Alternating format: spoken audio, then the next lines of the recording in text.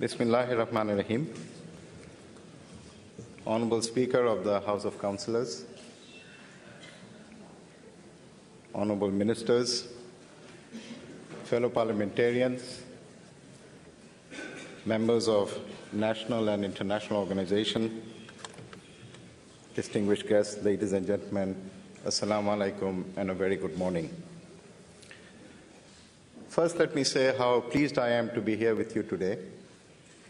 I had the pleasure of being in Marrakesh last year when there was a special summit organized on human rights. Of course, the relationship between the IPU and Morocco is a deep relationship, not least because my predecessor, the distinguished parliamentarian whom I succeeded as president of the IPU, and I'm very pleased that he is here, Mr. Radi is in fact one of your members, and I would like to put on record the great leadership that you brought to the IPU as president. Thank you, Mr. Radi, for all the work that you have done. The country I come from is Bangladesh. Now, we don't share the same geographical proximity. Mr. President, excuse me. There is no translation. ليست هناك ترجمة. There now? Please. Okay. Now, as I was saying, I'm from Bangladesh, and we don't share the same geographical proximity as Spain and Morocco. But what we lack in distance, we make up in terms of the common values that we share and the spirit of the OIC, which runs through Bangladesh and Morocco, and the excellent relations that we enjoy. So that's another reason why I'm delighted to be here, and thank you very much for the kind invitation. Since the adoption of the General Assembly resolution in November 2007, which leads to the marking of 20th February as the World Day of Social Justice, I believe this is the first occasion when a parliament has convened a forum, and that too at a parliamentary level, to discuss this whole subject. I think the Kingdom of Morocco's House of Councillors certainly needs to be congratulated for this wonderful initiative, because this is a world first, and it's in Rabat that we are doing it, and I thank you for this leadership as well.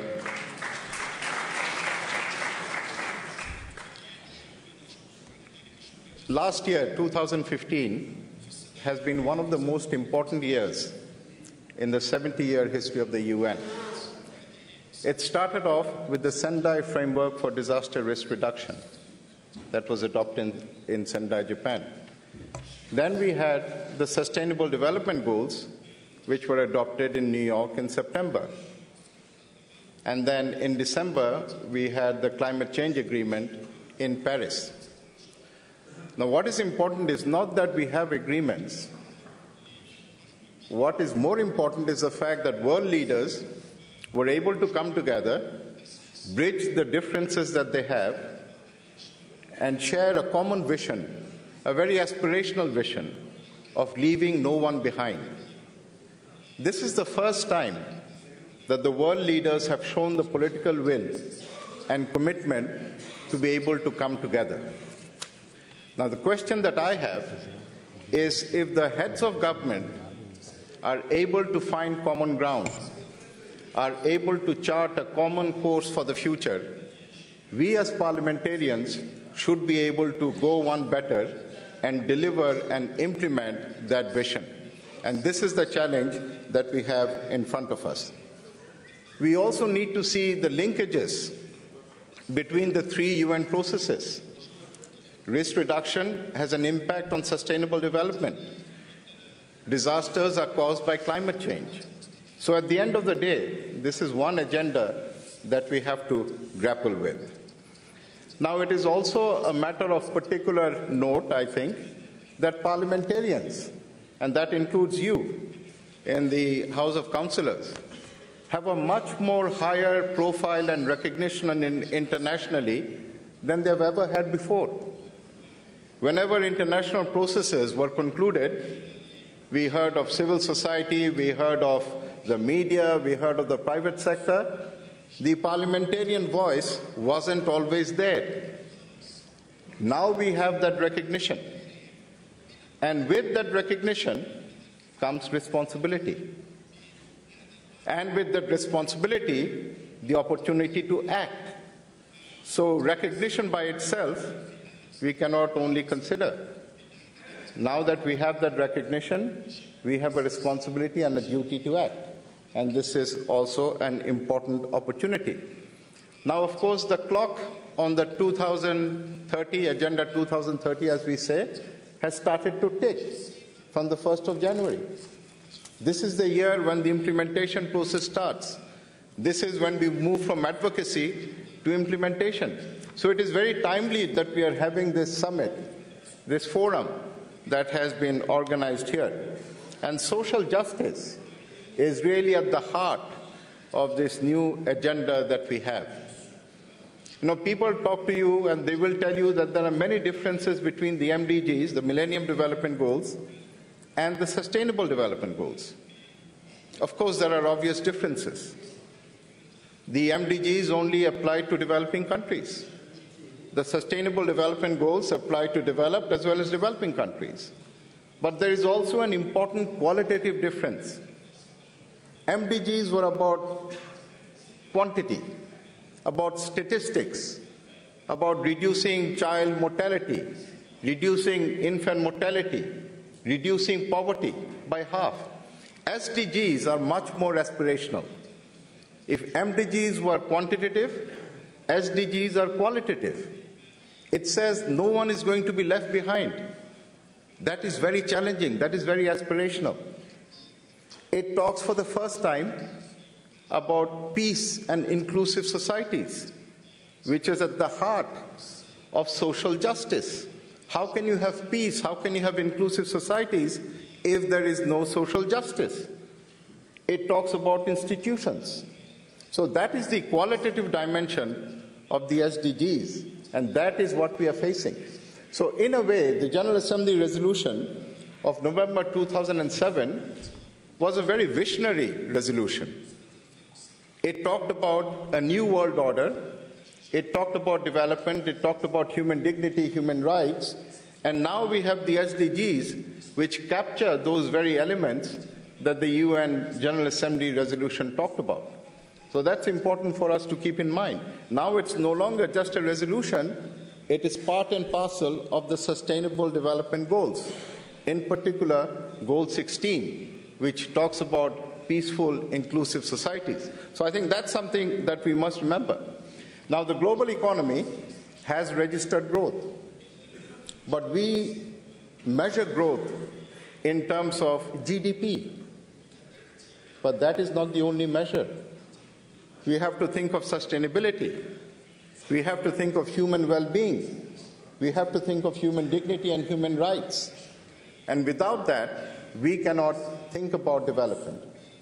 Now, the other aspect, of course, is unless you bring into account the environment, unless we look at changing the way we do business, unless we look at a new model of production and consumption, the world is not going to be sustainable. By 2050, the population of the world is going to be 10 billion. And we will need at least not one, not two, but 3 planet Earths to satisfy the resources that we are going to require. Now, that is an impossibility. So you are looking at a new paradigm where human rights, human dignity, human well-being are connected to the environment. And unless we can make this connection, we are always going to be running short. So this is no longer a matter of the UN Secretary General issuing a statement on the World Day of Social Justice, or trade unions, civil society organizations, the ILO, making a statement. This is the time to act. And this is, we as parliamentarians, this is exactly what we require to do. So the responsibility is huge. And we have to implement this agenda. We, after all, represent the people. that this whole agenda is about. The Sustainable Development Goals have been defined in various ways. I try to explain it in terms of the 5 Ps, the English alphabet P. The first P stands for people, because the centrality of people in the whole agenda is overwhelming and overpowering. Everything that we do has to have the benefit and welfare of the people in mind. We are talking about the number 2P, which is peace. Without peace, a society cannot progress. Number 3 is prosperity. Without peace, there is no prosperity. The 4th P is planet, the planetary boundaries that I've talked about. We have to live within those boundaries. And the 5th P is partnership. So parliaments within themselves, parliaments across the world, civil society, international organizations, the private sector must all work with governments to deliver the results. When I was talking with the Honorable Speaker yesterday, we talked of a number of issues, from democracy to human rights, to terrorism, to disaster risk reduction, sustainable development, and of course social justice. And what we both agreed on is that we have to look at not just the symptoms of the disease, but the disease itself. When we talk of terrorism, we simply can't afford to talk only of a military response. We have to look at the root causes, the underlying causes of terrorism. And that is the dimension that we as parliamentarians can bring to the table. If we talk about equality, we have to look, why are we so unequal today? I will just share with you 2 statistics. 1% of the world's population owns more wealth than all of us combined. Now, what good is growth if you have such inequality? How can 1% control the entire combined wealth of 99%? If you look at developed and developing countries, the lowest half of the population, the poorest half of the population, only controls 10% of the wealth. How can you have inclusive societies? How can you have peace? How can you have solidarity? So it's not enough just to think of poor people. We have to think, why have they become poor in the first instance? And unless we do that, we are going to be looking at the symptoms and not the disease. You know, when you look at a football match, and when there is an appeal for a penalty, the referee doesn't look at where the person fell, where the player physically hit the ground. You look at where the trip took place. Where was it tripped? So the trip is the disease. The falling is a symptom. And I think that's what we as parliamentarians need to do. The Chief of Government spoke very eloquently today, very passionately. We are not the executive. We don't substitute the government, but we can work with the government in partnership to create the world that we want, which is what the SDGs are about. So your theme in terms of a forum for social justice based on the principle of unity is very, very important. But let us talk about the fundamental, let us talk about the reasons and not just about the symptoms. I think this initiative is a wonderful initiative.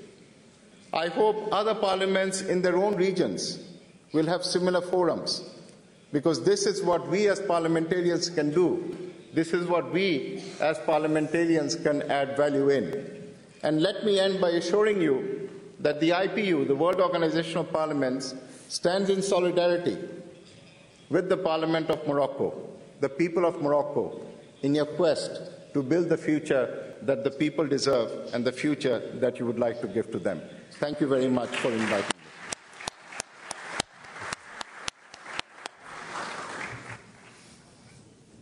شكرا لكم سيد الرئيس.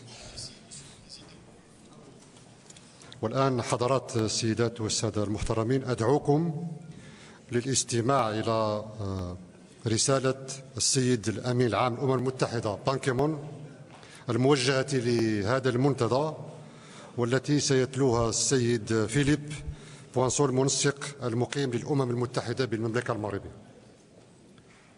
فليتفضل مشكورا.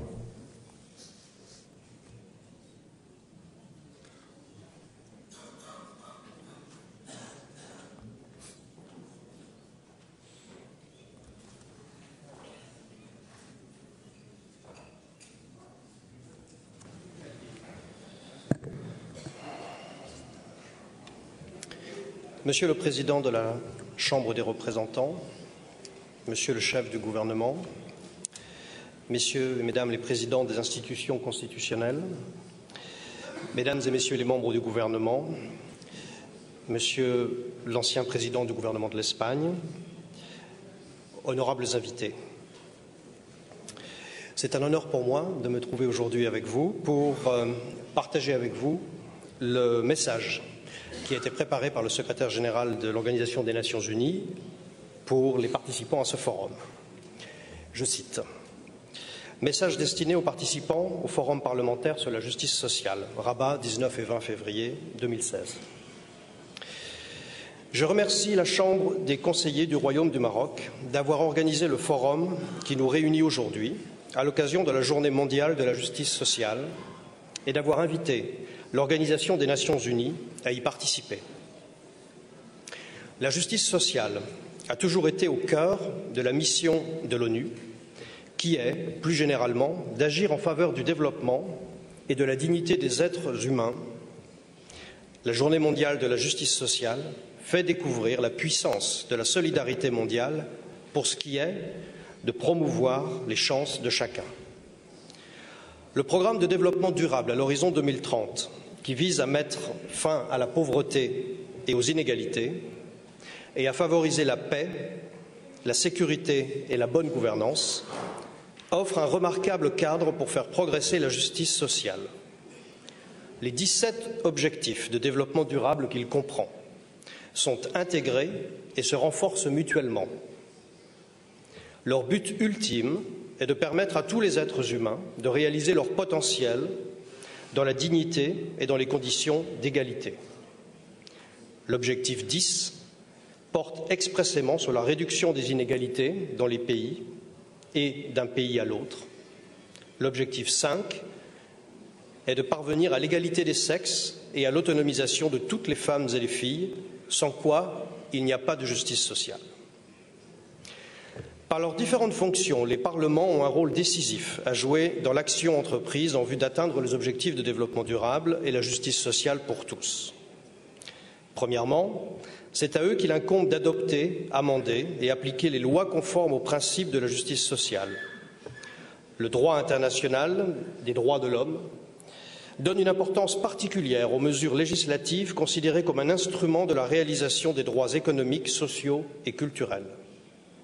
Deuxièmement, le contrôle parlementaire est déterminant pour s'assurer que l'exécutif alloue des ressources suffisantes aux mesures visant à atteindre les objectifs de développement durable, notamment celles qui ont pour objet de donner sa chance à chacun. Troisièmement, les parlements sont souvent le lieu où les plus vulnérables peuvent faire entendre leur voix sur la scène nationale et internationale. Ils peuvent et doivent garantir le pluralisme et la diversité et assurer la représentation des personnes fragiles et démunies. Je me félicite de la volonté de l'Assemblée parlementaire de la Méditerranée de débattre des mesures de justice sociale qui peuvent être prises par le pouvoir législatif sous l'angle des droits de l'homme, de la démocratie et du développement. L'échange de vues ouvert que vont tenir parlementaires et représentants des États, des organisations internationales, des syndicats, des médias et de l'université, entre autres, aujourd'hui, sera très utile pour déterminer la manière dont les parlements peuvent atteindre le but dont vous avez fait le thème du forum aujourd'hui, promouvoir la dignité humaine pour vivre en communion. Je vous souhaite de fructueux travaux. Fin de citation. Je vous remercie.